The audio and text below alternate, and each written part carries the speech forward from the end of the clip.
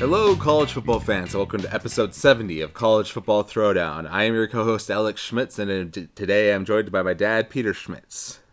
Hey, college football fans and Husker fans.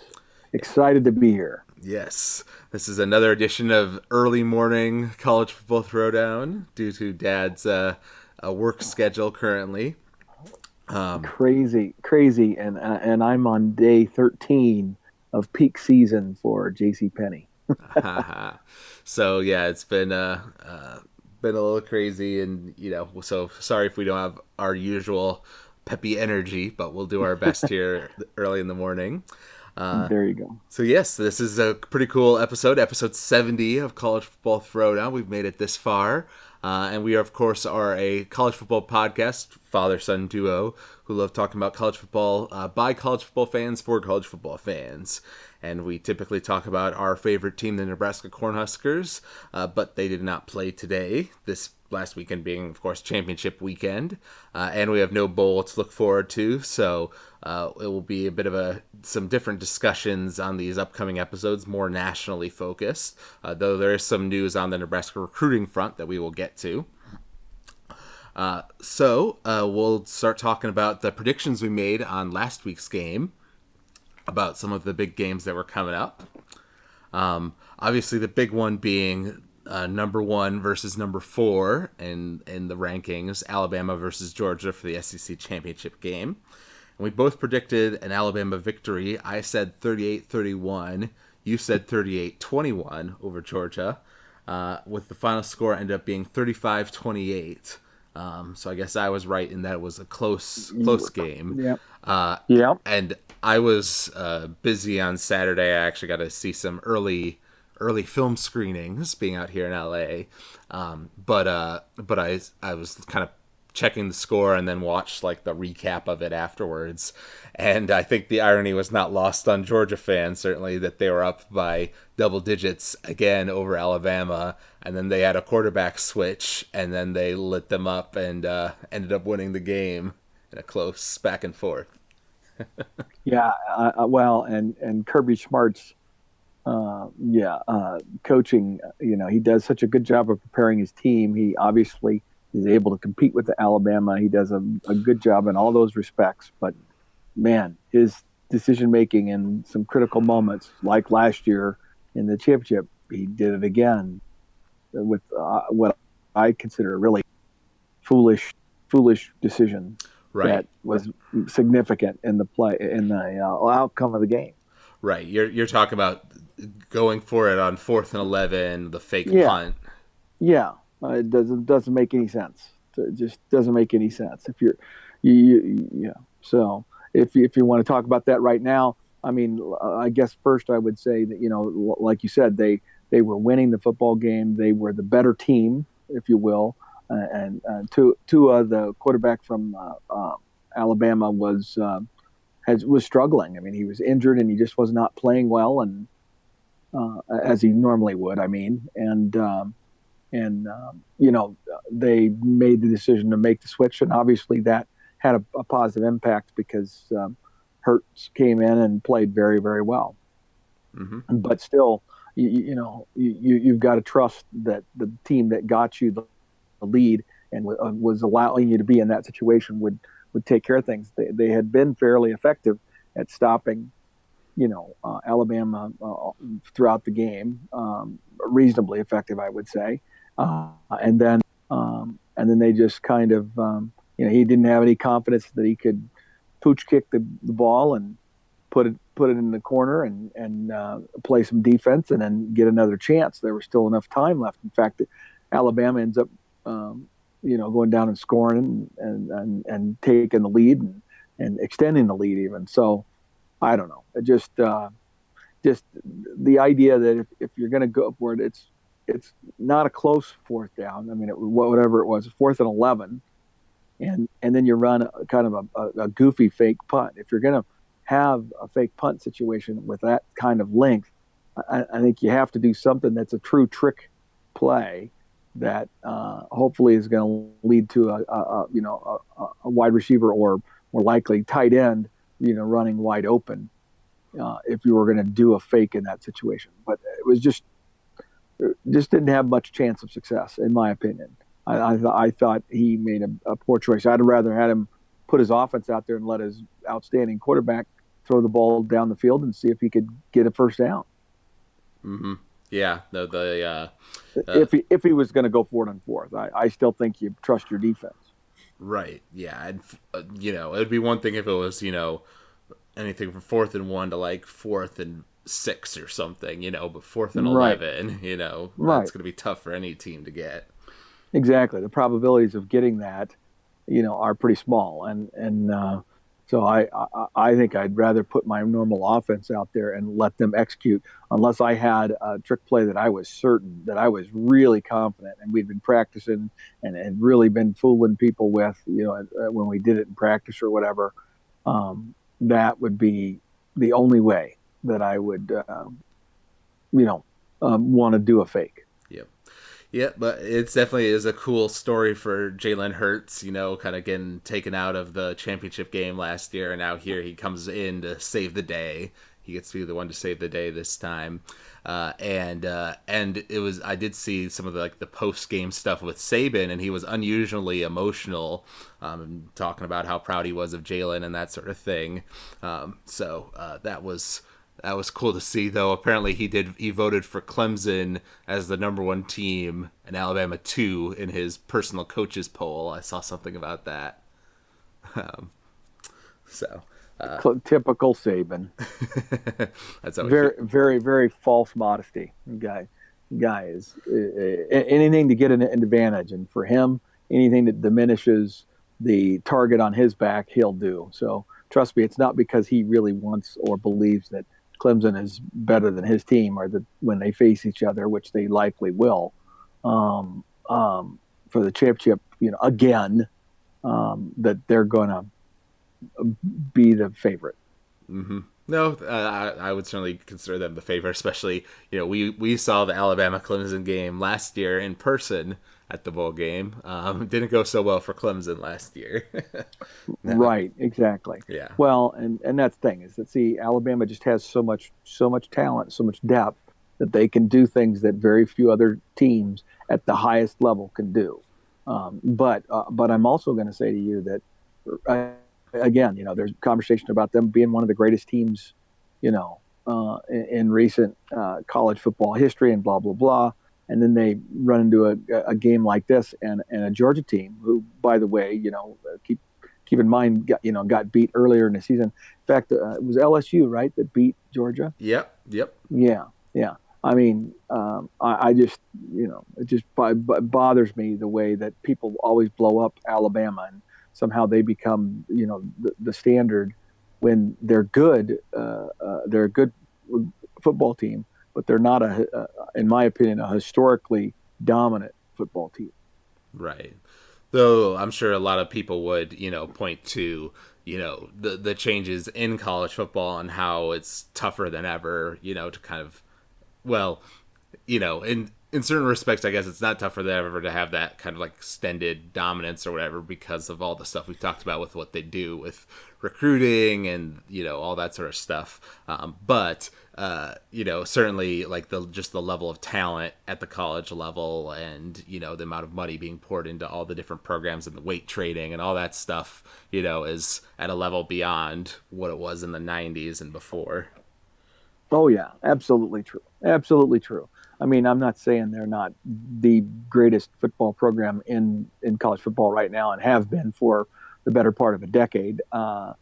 That's not the point. My point is about this specific team, and how, each time they seem to want to, ESPN seems desperate to, make Alabama something greater than they are, and that just helps sustain their dominance from a recruiting standpoint, because that perception is perpetuated by, they did not, they were never as effusive during the dominance of the only 2 teams they've been effusive about was when USC and Pete Carroll were dominant. They wanted to crown them, into dynasty way too soon, and they've definitely wanted to crown Alabama and that sort of thing. But they were never that effusive about Nebraska. They just weren't. In fact, when we were in a position of far greater dominance than Alabama in 1995, and we were playing for a second consecutive national championship, just like Alabama is right now, but we were undefeated and literally one play away from being undefeated 3 years in a row. We were 35-1 or whatever it was at that point. They were all picking against us. They were thinking we were going to get beat by Florida's fun and gun offense because they didn't believe in Nebraska, even though we were now, in hindsight, historically, one of the most dominant teams of all time. And so, ESPN was desperate to praise Alabama and build them up, but they didn't always do that. So they pick and choose. And that's the part that bothers me about the influence that ESPN has over the sport that I love. Right. Well, and then that goes a little bit back to that comment from that Oklahoma fan that I read on the podcast last week about and this was specific about the committee, but it certainly applies to ESPN too, about, kind of choosing a particular style of football. Back in the 90s, Nebraska's doing the power run option football, whereas, Miami was, more of, like you say, the high energy, throwing it all over, out. Right, throwing it all over the field, type of thing, and that's kind of more exciting, in a way. In their minds, not mine. Right. So that's once again, that's them kind of like judging the different styles of football that they prefer. Right. Well, exactly. And they're so in love with the individual athletes and the individual. They're looking at things. There's a lack of depth, in my opinion, about the understanding of team football and team dynamics and what makes a football team great and consistent versus just pure athleticism. And in the era of Alabama's successful run, they just have so much talent and individual talent that and that's what everybody focuses on. And instead of it being about team, and so that's the part that kind of just gets under my craw a little bit. But enough on the Alabama Georgia game. Clearly, Georgia's a very good football team. I know that when we get into the Final Four, we'll talk about them a little bit more. But there were some other pretty darn good games out there, especially that Oklahoma Texas game was entertaining. I did get to watch that most extensively, and Oklahoma found ways. I mean, really found ways, and Texas gave them a big time fight too. So, got to appreciate what Oklahoma was able to do in terms of beating a pretty good Texas football team. Yep, and getting their revenge because they lost that was their one loss. True. Earlier in the season. Yep. I had predicted an Oklahoma victory of 48-45, whereas you predicted a Texas victory of 38-35. And remember, I said I was going with my heart there. I was saying that out of hopefulness almost. But what's interesting to me is it sure sounds like there was an awful lot of discussion that even if Oklahoma had lost, that Ohio State still wouldn't have gotten in, and they would have put Georgia in there. Right. Yeah. Well, we'll get to that when we get to the playoff discussion. True. Right. But yeah, the final score ended up being 39-27. So a little less high scoring than I was thinking. That the Big 12 defenses reined themselves in a little bit there. And they did. I mean, there were some very impressive individual plays. Again, you're still getting a lot of points scored, but there were some impressive individual plays by Oklahoma's defense. That's for sure. Right, and Texas for sure. Right, and I've seen some. I think this is also from ESPN. Their calculator or whatever, but it seems like some people are kind of thinking this last push and Tua's struggles in the game against Georgia with Alabama kind of puts Kyler Murray over him for the Heisman. What do you think about that?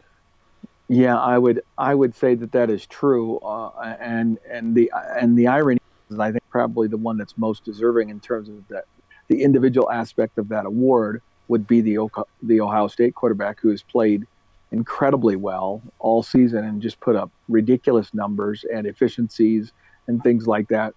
But I think that he's going to be a distant third because of the way that his team performed in its loss. I mean, if it wasn't for that Purdue game, I would say Haskins would be the favorite for the Heisman, and obviously Ohio State would have been in the college football playoff rather than Oklahoma, in my opinion, if Ohio State doesn't lay an egg against Purdue.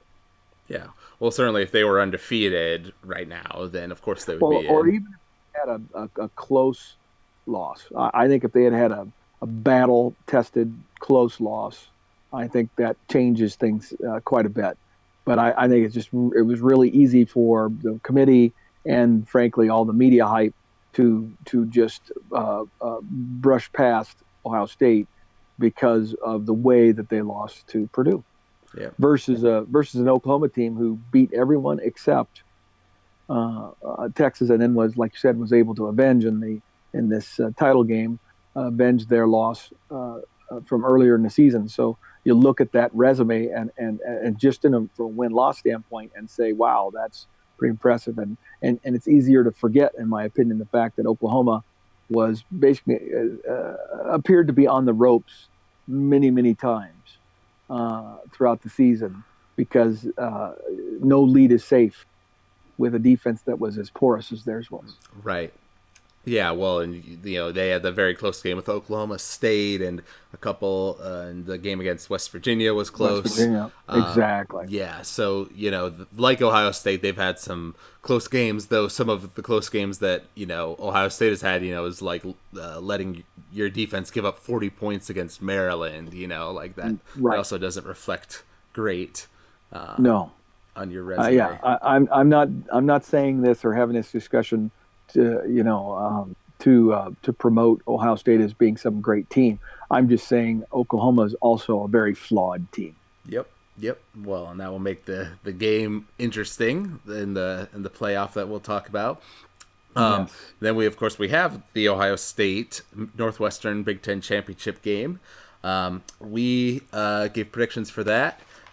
You said 45-21 for Ohio State, and I said 31-24. And you ended up being closer there with the final score 45-24. Though from what I saw of the little recap of the game, Northwestern kind of brought it back and tied it at one point, right? Yeah, it was still for a brief time, but for the most part, Ohio State was, even by halftime, the game was, you know what I mean? It was not lopsided. It would be an overstatement, but I mean, Ohio State was comfortably in the lead at that point. And so, Northwestern made a run at one point, but nothing that would have ultimately led to them winning. Yep. Yeah, well, good on Northwestern. I know a lot of their they took the day off of school, so that everybody could travel, and it's been a big deal for their program. So good that they put up a respectable fight against Ohio State, but obviously Ohio State just has way more talent than them. So not too surprising of an outcome. And then this is an interesting one: Washington versus Utah in the Pac-12. And it being a 10-3 victory for Washington, with the only touchdown of the game, I believe, coming off of a interception return for a touchdown. Yeah, I was a little surprised by that. And I guess it goes par for the course for what it's been like for the Pac-12 this year. I mean, the Pac-12 has had a year that it's been difficult for anybody to emerge from that conference as again a team that was impressive and a complete team, which is why they find themselves on the outside looking in, just like the Big Ten. I mean, if you don't have a team that emerges, this year for the Big Ten, it would have been Michigan had they been able to get it together and beat Ohio State. Then people would have pointed to that team and said, yeah, they've checked all the boxes, so to speak. But they weren't able to finish the deal, and Ohio State emerges as the Big Ten champion. But in the Pac-12, it was a head scratcher because you're kind of your traditional powers like USC and and even Oregon. Oregon, had their little struggles here and there, and especially USC. But and then Washington, who obviously was in the playoff last year and was expected to be a very good team this year, struggled early, but then found the footing and won a couple of big games here by beating Washington State in the Apple Cup, and then turning around and winning in the conference championship. And kudos to Utah for getting their team to the championship game. The coach there is outstanding, and finds a way with, again, not the greatest athletes in the country, but still finds a way to play some damn good football. And then, of course, we have the ACC championship game between Clemson and Pitt, which everybody knew was going to be kind of a lopsided game, and it turned out that way. Clemson won 42-10 over Pitt, cementing their undefeated season and going to the playoff as number 2 team. So good for them. Yes, I didn't get to watch as much of that other than a few highlights, but early on the game, it wasn't like Clemson just started wiping the field with Pitt. I mean, it was still competitive in score for a good portion of that game. So and then the second half, they pulled away, but definitely was competitive for a while. So yeah, that's going to be an interesting deal with Clemson. I'm not sure. I'll have to rewatch some of their games and some of their highlights to get a feel for just how good I think Clemson is. I'm not sure how good they are. I just haven't spent enough time watching them. Mm-hmm. Yep, that'll be an interesting one to watch to see if Dabo can pull it out this time. One thing I saw somebody saying is that based on the different layouts, I guess now there are 3 undefeated teams in the playoff this year, which is the first time that's ever happened. So there's a higher likelihood than ever that the winner of the playoff is going to be undefeated, which hasn't happened before. Actually, the undefeated teams have lost in the past playoffs. Right. Interesting. Yeah. And then the last championship game I wanted to talk about was, of course, our good friends UCF playing against Memphis, which was a back and forth game, and Memphis was winning actually for a while. But UCF got together, and their backup quarterback, who was in for Milton, had a good game, some great passes, and they ended up winning 56-41. Right, and that's again being ignored, and part of why we need to revisit this whole playoff scenario. I mean, I don't know what a Power 5 team could do other than everybody keeps saying, well, they've got to play somebody who gives them credibility, who gives them strength of schedule. But this is a team that's won 25 games in a row over 2 years. They lose their kingpin. They lose the centerpiece of their team, and they plug and play with the next guy up, and they go out and they win against Memphis in a conference championship environment, and they win the game. I mean, what more do they have to do? When you look at the total resume for those guys, and the answer, of course, is, well, they need to play somebody good. Well, who the hell's going to play them? Who wants any piece of them? Right. Where are those SEC schools lining up to play UCF in the non-conference during the recent years? Now, I guarantee you, after UCF struggles a little bit and they falter, oh yeah, they'll play them then. But when you're UCF, what are you supposed to do to get Power 5 teams interested in playing you? Because right now, I guarantee you, there aren't a lot of ADs for any premier programs anyway excited about the possibility of playing, UCF, and certainly no middling Power 5 school is going to do that.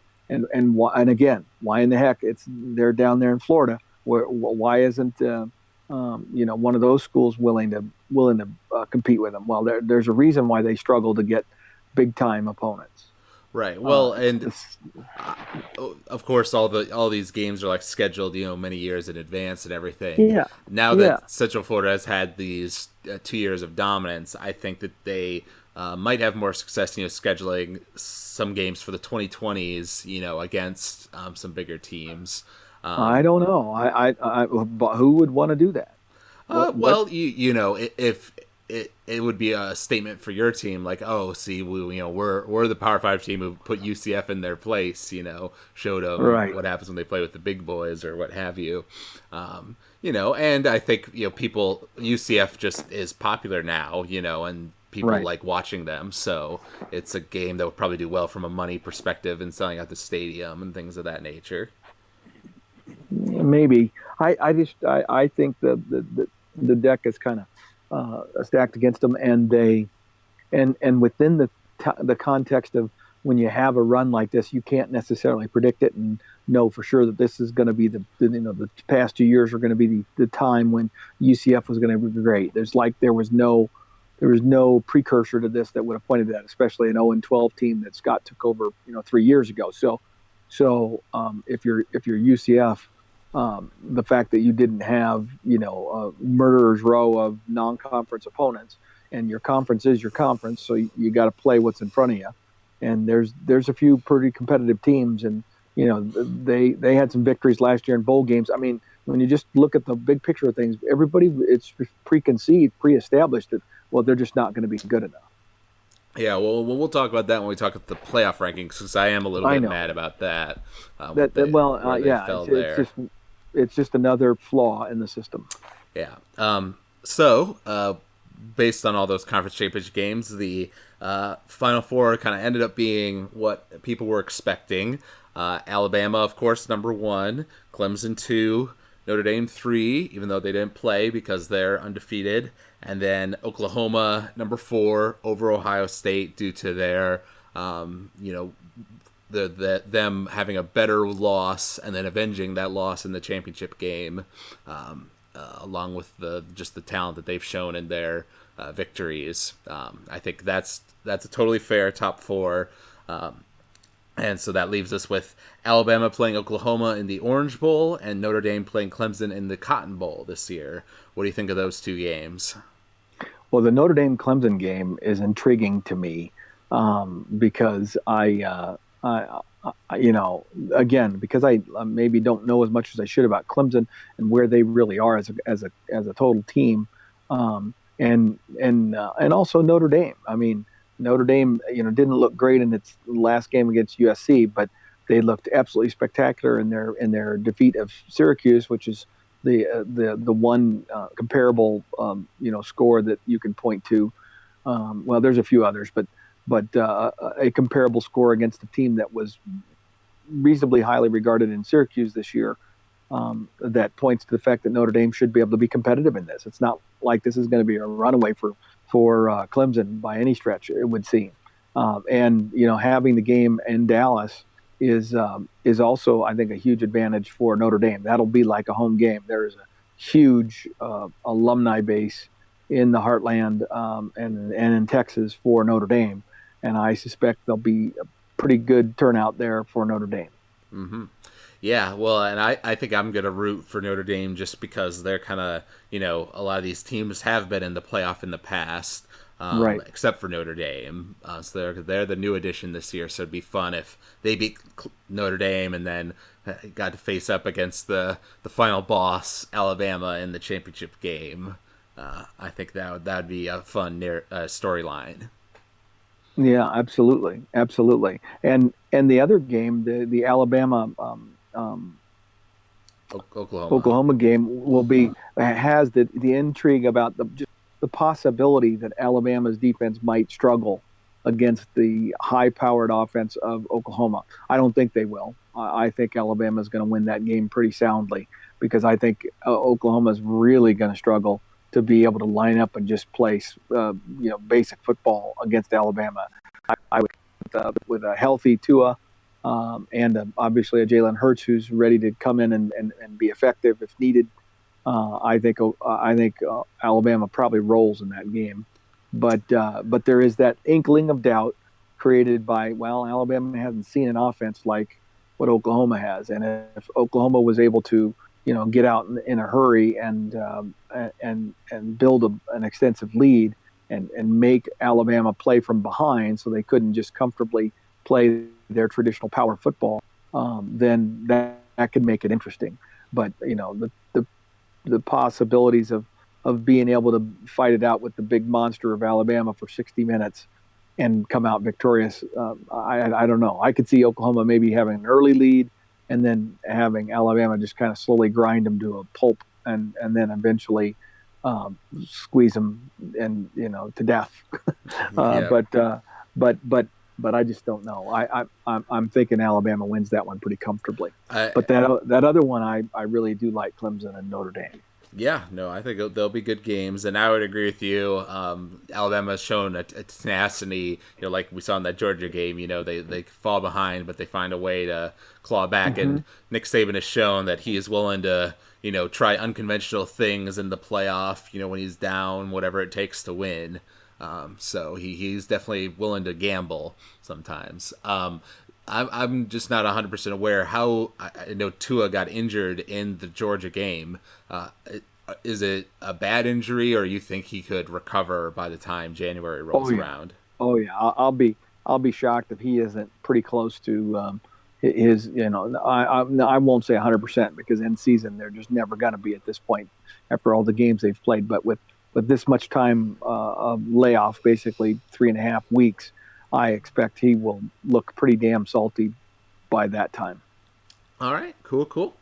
And then talking about the rankings in general, the 5 and 6 was also announced as part of their ESPN's little show where they always announce these things, which is more about prestige, I guess, than anything else. The rankings don't really matter from this point on, but it's interesting that the committee put Georgia at number 5 and put conference championship Ohio State at number 6. Yep. And I talked about that, basically saying that I guess I think that probably would not have happened had Georgia gotten beat bad by Alabama, but because they were winning and played them close once again, like in the championship game last year, and their other losses to a good LSU team, while Ohio State's is a bad loss to a middling Purdue team. I mean that and that's kind of like what happened with them last year. The one ugly loss really hurt their resume. Absolutely, and to me, I think this is a fatal flaw and a not fulfilling of the mission within the college football committee, that they've lost their way. In my opinion, of what was the original visual vision of what the presidents of the Power 5 conference schools and the commissioners and everybody had in mind when they were concocting this college football playoff. I think they've, arriving at conclusions like that does nothing to help college football go in the direction that they thought they were going in, and that a lot of the conference commissioners agreed to when they agreed to this college football playoff arrangement, which I'm hoping will motivate maybe some serious discussions about moving to teams sooner rather than later. Mm-hmm. Yeah, and I would agree. I do think there's certainly a reasonable argument for Georgia over Ohio State. When you look at strength of schedule and things like that. But when you just look at the brass tacks of it, this team lost, the other team won. This team's a conference champion.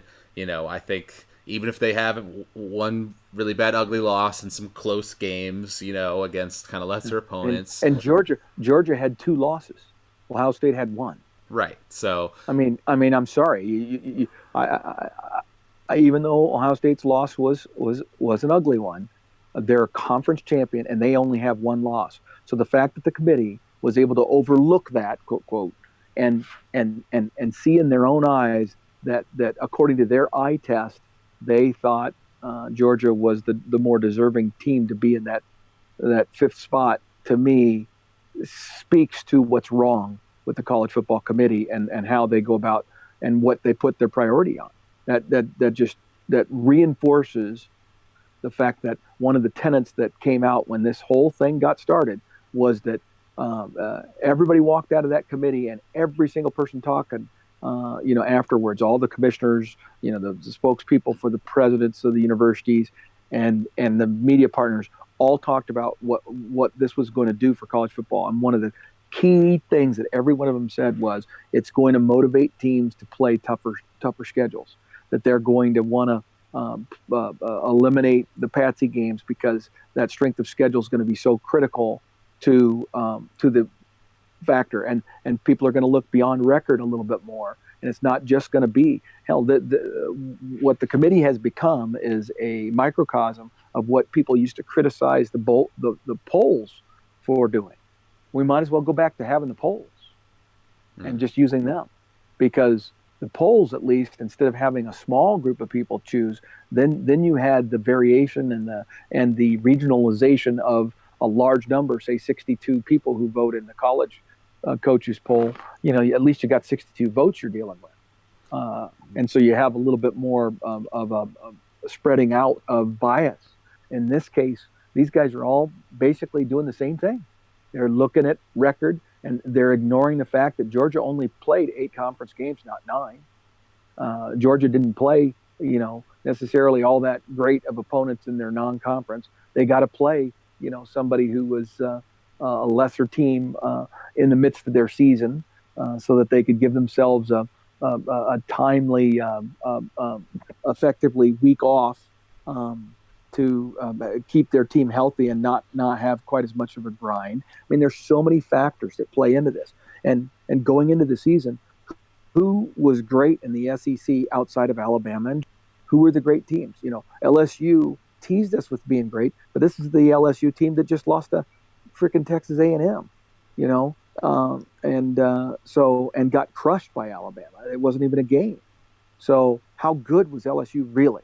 And Auburn was an averaging team this year. I mean, so you could point to those schools and recognize that the SEC isn't all that great top to bottom. Florida's still on their way back. I mean, there's just so many arguments that if you dig deeper into that, you begin to appreciate what these other conferences are doing that are playing 9 games and playing tough non-conference opponents, which is what the Big Ten chose to do, and what the Pac-12 followed suit in trying to do, was to stiffen up their non-conference games. So I don't know. Even the Big 12, agreed to go to the 9-conference game approach, and they all did that in part because of the college football playoff, and yet they're being punished for it now. So the reality has not met what the expectation was and what was established as the principle. And so, and the fact that because you've had matchups like Ohio State, Northwestern, and Pitt versus Clemson in some of these conference championship games, which didn't create a lot of buzz, you end up with people downplaying conference championship games. You can't tell me playing Northwestern's easy. I'm sorry, it's not. They're a team that just simply does not make mistakes, and they're where they're supposed to be when they're supposed to be there, but they may not have the athletes to finish every play. But in terms of coaching and stuff, you gotta give them great credit for what they do. Right. Well, and now you're just talking about the polls versus the college football playoff, and I remember back when it began, one of the things that you praised about it was that it would be a small committee of these selected people in a room talking to each other, and then they have to come on ESPN and explain the reasoning behind their decisions, right. And you saw that as a positive, that there are humans involved with it, and that the eye test would be involved, but that they could be held accountable for their decisions. And so now, and then my argument is now it's time for them to be held accountable. It's time for them for some people to do that. Which maybe this is the time to do that. We haven't talked about bowl games or anything about Nebraska yet, but I'm going to go into my rant because this seems like the natural point to do this. And so here's the deal.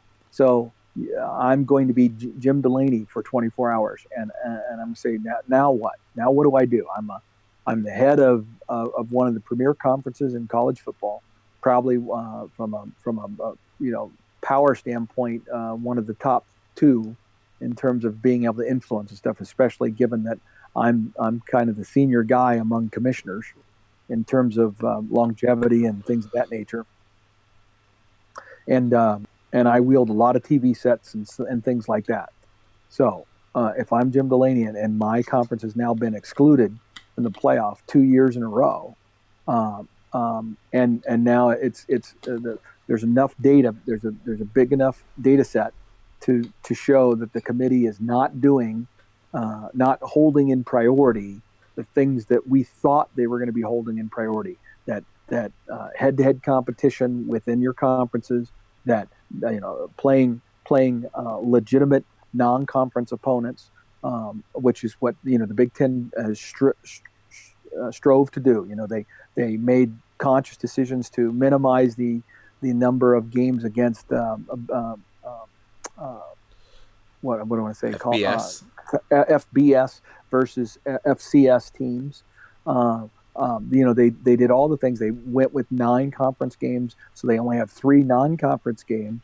And the conference itself this year, going into the year, most people acknowledge the Big Ten, top to bottom, was one of the best, if not the best league, even far deeper than the SEC. And yet, after they beat each other up and physically took its toll on each other, no one gave them credit for that. Okay, that committee didn't do its job in terms of acknowledging that Ohio State, at the end of the day, had gone into Happy Valley and beaten Penn State during a whiteout, one of their traditional whiteouts, had taken on a Michigan team that was regarded as one of the best defenses in the country and shredded them, had played against some other Big Ten opponents, Nebraska and Michigan State and other teams like that, and played very well.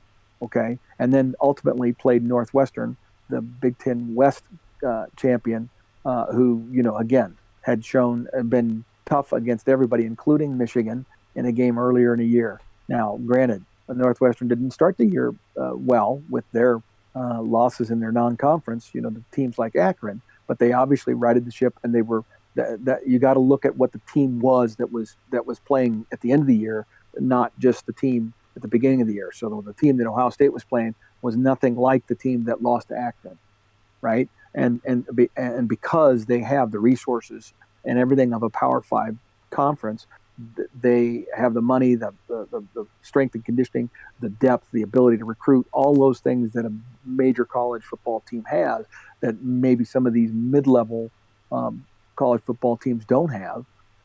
You have to acknowledge all that, and the committee has not done that. They have failed in that. So if I'm Jim Delaney for a day, I think he needs to come out and publicly be critical of the committee. He needs to say, hey, obviously, we're not getting what we thought we were getting. That this process is flawed, and the human element is doing that. And because of Jim Delaney's circumstances, I would love it if Jim Delaney could just acknowledge that and then say, we're just going to go back. We're going to make some decisions here. We're going to go back to 8 conference games. We're going to allow our teams to play patsies in the non-conference so that and never leave our region and have a lot of home games so that we can have these pearly, wonderful records that's the SEC has and the ACC has because they're not playing the more challenging physical grind. And we're going to add an extra week in the season to give us an extra bye week so that we have one more week to play our allotted games so we keep ourselves healthy. Okay? So we're going to do all those things. But they can't do that because the one thing the Big Ten now cannot do, or any conference cannot do, is they cannot reopen negotiations with media because the media rights deals that we're enjoying as the major conference right now are the best deals they're ever going to have because when these deals are over and they have to reestablish them, the money is not going to be nearly as great, relatively speaking, as it was this time, because partners, i.e., especially ESPN, is getting impacted significantly by cord cutting. And if ESPN would lick their chops and love the opportunity to reopen that relationship, that deal, right? But they have no reason, they have no justification for doing it unless the Big Ten chose to ask for it, which they're never going to do. So because of the fact that we're tied to a media deal that we cannot afford to reopen, then going back and fixing the wrongs, because what we thought the committee was going to support, they didn't. We now have only to look forward. We cannot go back. Are you following me so far? Yeah. Well, and when does the media contract for the Big Ten expire? Do you know? Oh, it's quite a ways. It's still probably 6 or 7 years away. Okay. As is the college football playoff contract for the first period of years. So, but that could be reopened as well. So what we need to do instead is open up a new opportunity. Leave the conference, TV contracts intact, and commit to staying with the 9 conference games. Acknowledge that you can't force, the SEC and the ACC to do the right thing and step up and level the playing field. They're very content to leave it the way it is because it's working for them. So they're not changing. I guarantee you that. So the only thing would be to get all the other conferences, and because of the UCF issues of this year, the group of 5 all need to get together and say, listen, we need to stage a walkout and literally threaten to blow the thing up and say we're no longer going to acknowledge this college football playoff, and we're going to go back to our old alignments, and this thing's going to fall apart unless you guys come to the table, and we're going to talk about going to 8 teams right now. And because we can do that, now the media partners are excited because now they're going to have more games to televise now. So we're going forward. We all know now that after this first 4 years, we're not happy. We're not going to stay at 4. This is not acceptable, and we're going to go to more. So whether it's 6 or 8 or whatever, we're going to set up something that guarantees that the Big Ten champion every year, the Pac-12 champion every year, is going to be in this mix. But it just has to be that way, or we're not in this anymore. And that's why I think it needs to go to 8, so that we can then also say, and also the group of 5 is always going to get their representative as well. Mm-hmm. They're going to get their one representative. So whoever that team is at a minimum, they're going to get one. And so we're going to get our 5 conference champions and from the Power 5, and then we're going to have 3 at large. And you want to have your Georgia, your love fest with Georgia, you can use one of your 5 on that. But then there's going to be a guarantee that one group of 5 is going to be in there, and then another at large. Mm-hmm. And in cases like this year with Notre Dame, okay, they fall into that category. In fact, I would even argue that there might need to be an independent championship game of some sort that forces the 2 best independents to play each other in a conference championship type of game, so that Notre Dame can't stand on the sidelines and have one less game to lose players to injury than everybody else just because they happen to be Notre Dame. No, they're not gonna. That's not gonna happen. I know. I can guarantee that, because the Notre Dame argument would be, it's true we don't have to play a conference championship game, but we do schedule some tough teams across our schedule in order to have a solid strength of schedule, and for us to be in consideration, we basically have to go undefeated. So if we manage to go through our difficult regular season undefeated, then we can be part of the conversation. If we lose just one game, we're typically out. Right. So right, and I agree with you. I agree with you. I was just and so I should have probably not even mentioned that. That was just another caveat to point out the significance of having a full season of playing tough games versus having this this advantage. I'm trying to eliminate the advantages of people doing less and getting more for it. But the key point is that if you're Jim Delaney, you need to start a conversation right now about expanding the playoffs sooner rather than later, because you don't want to sit around for another 6 years of this crap. You've seen enough to know where this is headed, and either you're going to sit there, and if you're Jim Delaney, you're going to be retiring here very soon. Better to swing for the fences at the end of your career here and try to make things right, as opposed to just sitting pat. But maybe he's just going to sit pat. But if I'm the Big Ten Conference, I think it's in my best interest to really rattle some cages and see if you could build a coalition who was prepared to, build a statement of expectations, and then put an ultimatum to the college football playoff structure, and we need change, or we're not going to continue with this, because this isn't working. This is not happening the way it was supposed to, and really put their foot down. Right. But and right now you got a Pac-12 that has been out. They participated last year with Washington, but they've been excluded in the past. They're being excluded this year. The Big Ten's been excluded 2 years in a row. Wait, hold on. You're wrong. Washington was not in last year. It was Oklahoma. 2 years. Okay. I was gonna say 2 years ago. I'm sorry, it was 2 years ago. You're right. 2 years ago. Who was the fourth one last Georgia, year? remember? Georgia, that's right. Yeah, there was 2 SEC teams, and then Oklahoma, and yes. So then there you go. My point's even stronger. Then that's 2 years in a row the Pac-12 has not been a participant, and neither has the Big Ten. 2 years in a row.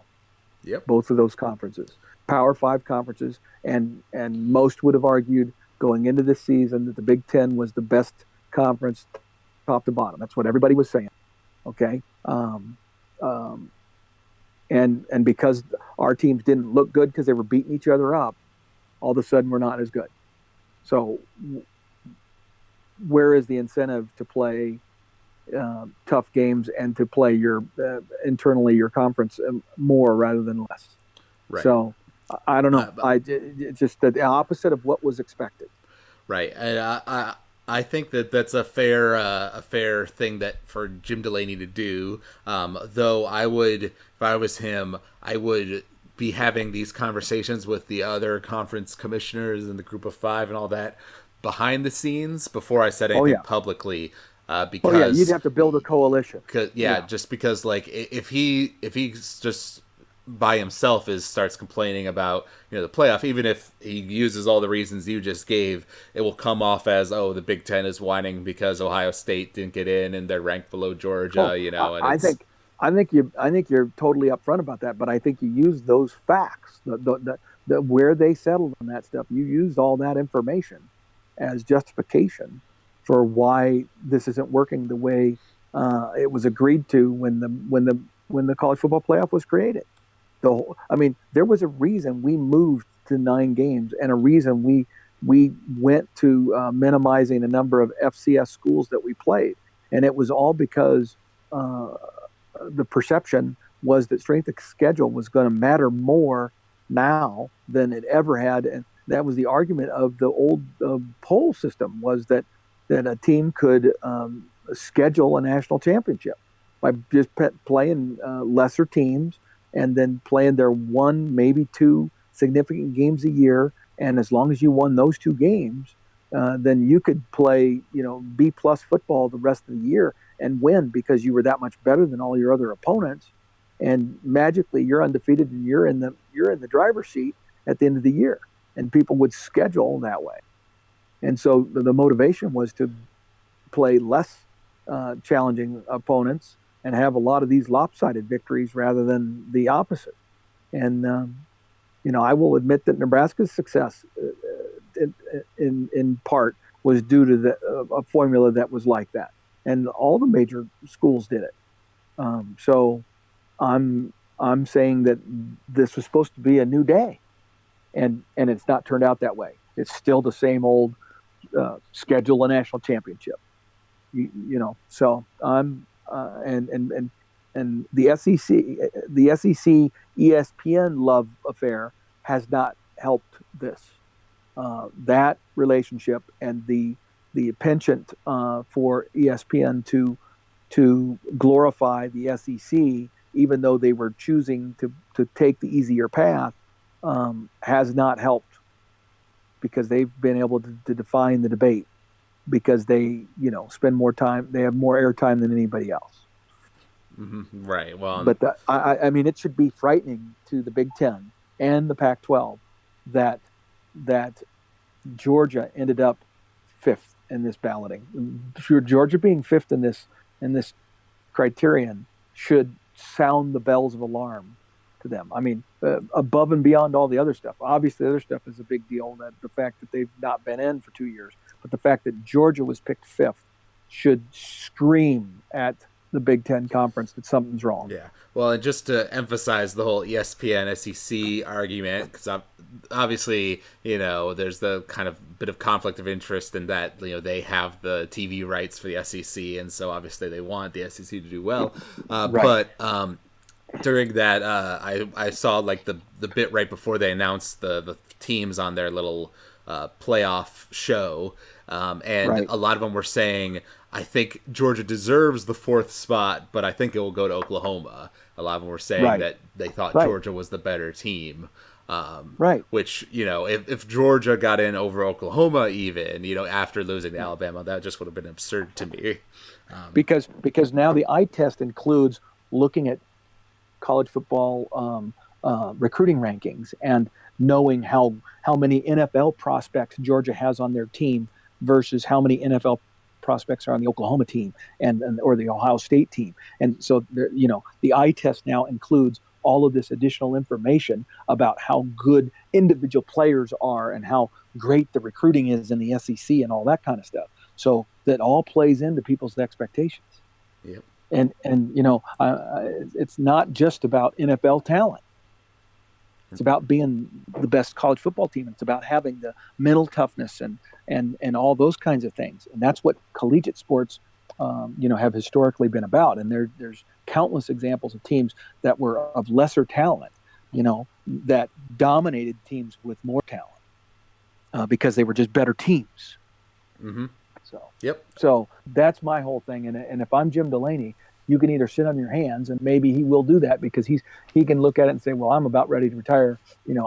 I've already cemented my legacy. I don't need to risk my legacy on being the leader of this thing. But in my opinion, for the betterment of the Big Ten, I think he needs to be the one that, like you say, works behind the scenes, builds a coalition, and then leads the charge for change and to try to drive us towards an 18 playoff sooner rather than later, so that we're at least at the table and we can balance this unbalanced playing field that we now are in. Because it's pretty clear now, based on the enough history, enough data now that we've had, that the perception bias is affecting college football, the college football committee too much. And it's not working. Yep. All right, cool. Well, this was a good conversation we had about the playoff here. Yes. Just I think we'll save our bowl game discussion maybe for our next podcast. Yeah, let's do that, because there are some good games coming up. We'll have more information, because then the whole spread will, and the assessments and all those things, all those shows will begin to start happening. Yep. On Big Ten Network and ESPN. There's just two topics I want to wrap up with. One is the rest of the top 10 according to the playoff rankings. So we've got Ohio State at 6, then Michigan at 7, UCF 8, Washington 9, Florida 10. And the bit that stood out to me was I don't understand how Michigan is over UCF. And now the committee would probably point to strength of schedule in that case and say that, Michigan has played a tougher schedule than UCF. But I would say, Michigan didn't play a game this week because they lost. UCF won their conference championship game. They're undefeated. And my perception is that they earned some cred last year by beating Auburn, a legit good Power 5 team in their bowl game. So I can understand them kind of being left out of the mix a bit more last year, when this was the first time this has happened. But this is the second year in a row now. I think that UCF deserves to be 7 myself. Totally agree. 100% agree. And that's not because I want to diminish what Michigan was able to accomplish this year.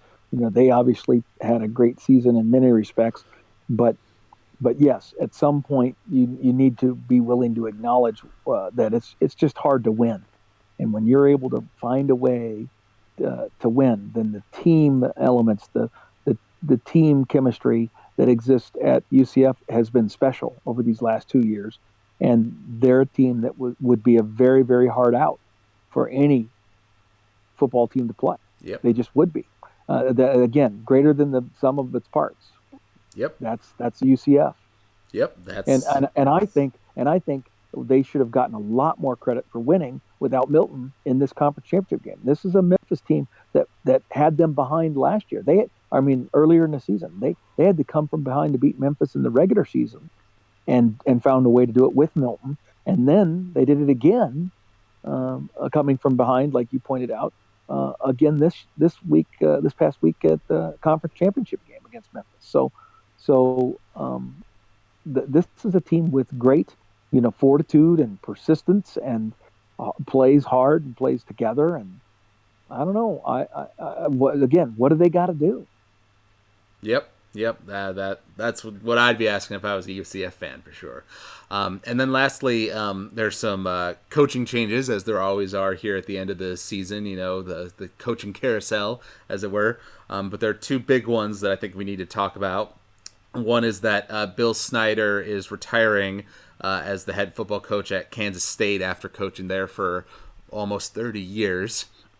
From the bits I've read about it, I know there wasn't a statement from Bill in the press release that was sent out, so it seems as though it's maybe not with his full consent that he's being let go. Is that the perception you get?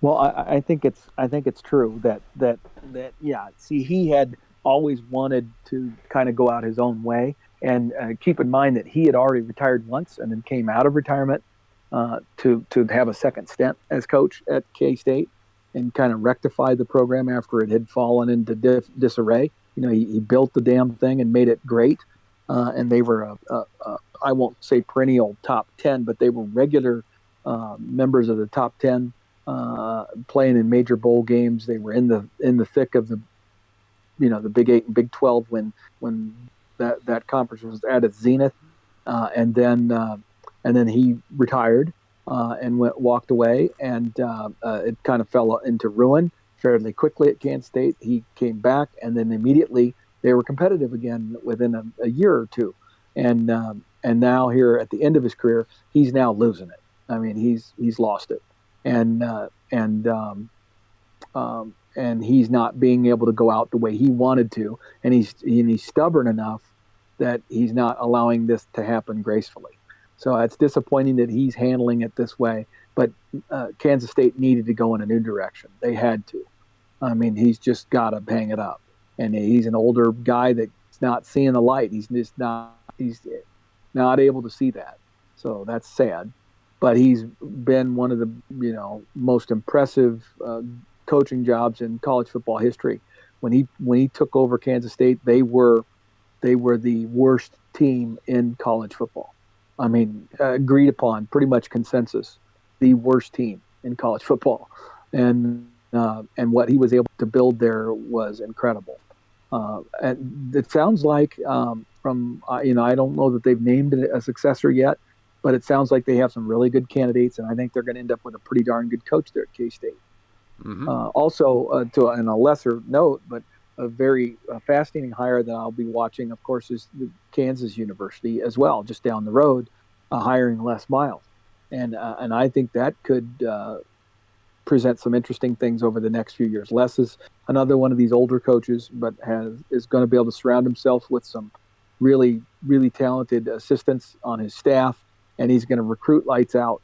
And if he's smart and doesn't duplicate everybody else's offense in the Big 12, he could put himself in a position where he would be the guy with the different offense. But Les Miles already got picked up by somebody, right? Kansas, right? University of Kansas, right? Kansas, not Kansas State. So I'm talking about Kansas now. Okay. I shifted gears on you.